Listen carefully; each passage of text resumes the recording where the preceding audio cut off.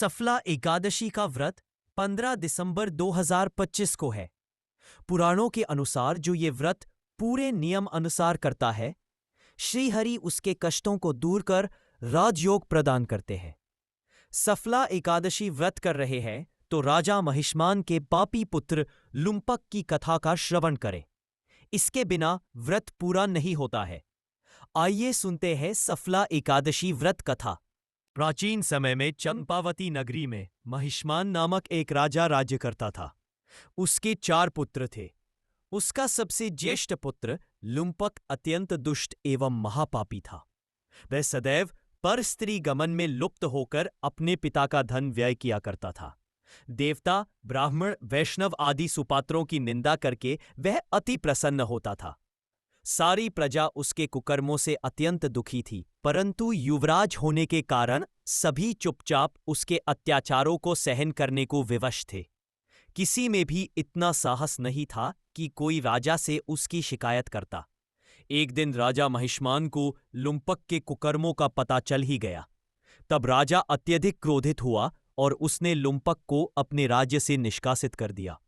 अब वह विचार करने लगा कि मैं क्या करूं, कहां जाऊं। अंत में उसने रात्रि को पिता के राज्य में चोरी करने का निश्चय किया।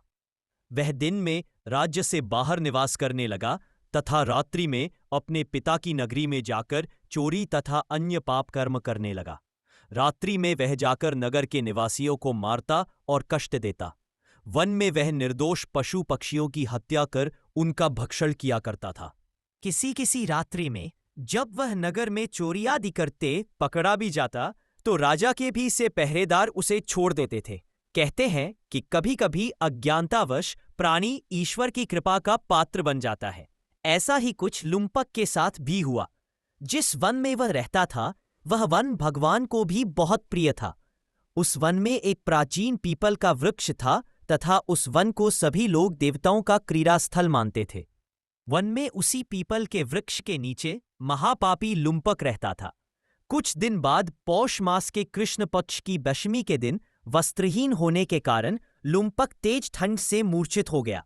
ठंड के कारण वह रात्रि को शयन भी नहीं कर सका तथा उसके हाथ पैर अकड़ गए। वह रात्रि अत्यंत कठिनता से व्यतीत हुई। सूर्योदय होने पर भी वह ज्यों का त्यों पड़ा रहा। सफला एकादशी के मध्याह्न काल तक वह पापी मूर्छित ही पड़ा रहा।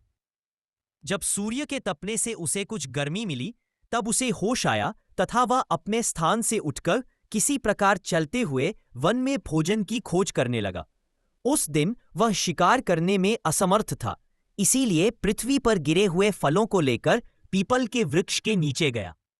उसे फल तनिक भी अच्छे नहीं लगे, अतः उसने उन फलों को पीपल की जड़ के समीप रख दिया तथा दुखी होकर बोला, हे ईश्वर, यह फल आपको ही अर्पण है। इन फलों से आप ही तृप्त हो।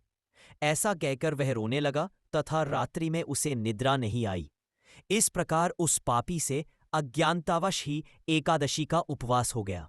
उस महापापी के इस उपवास तथा रात्रि जागरण से भगवान श्री हरि अत्यंत प्रसन्न हुए तथा उसके सभी पाप नष्ट हो गए। प्रातःकाल होते ही अनेक सुंदर वस्तुओं से सुसज्जित एक दिव्य रथ आया तथा लुम्पक के सामने खड़ा हो गया।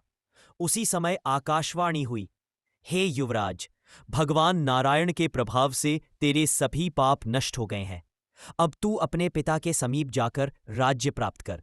आकाशवाणी को सुनकर लुम्पक अत्यंत प्रसन्न होते हुए बोला, हे प्रभु, आपकी जय हो। ऐसा कहकर उसने सुंदर वस्त्र धारण किए और फिर अपने पिता के समीप पहुंचकर उसने संपूर्ण कथा पिता को सुनाई। पुत्र के मुख से सारा वृत्तांत सुनने के पश्चात पिता ने अपना समस्त राज्य पुत्र को सौंप दिया और स्वयं वन में चला गया। वृद्धावस्था आने पर अपने पुत्र को राज्य सौंपकर भगवान का भजन करने के लिए वन में चला गया तथा अंत में परम पद को प्राप्त हुआ। हे पार्थ, जो मनुष्य श्रद्धा व भक्तिपूर्वक इस सफला एकादशी का उपवास करते हैं उनके सभी पाप नष्ट हो जाते हैं एवं अंततः मुक्ति प्राप्त होती है। हे अर्जुन, जो मनुष्य इस सफला एकादशी के महात्म्य को नहीं समझते उन्हें पूंछ और सींगों से विहीन पशु ही समझना चाहिए। सफला एकादशी के महात्म्य का पाठ करने अथवा श्रवण करने से प्राणी को राजसूय यज्ञ के समान फल प्राप्त होता है।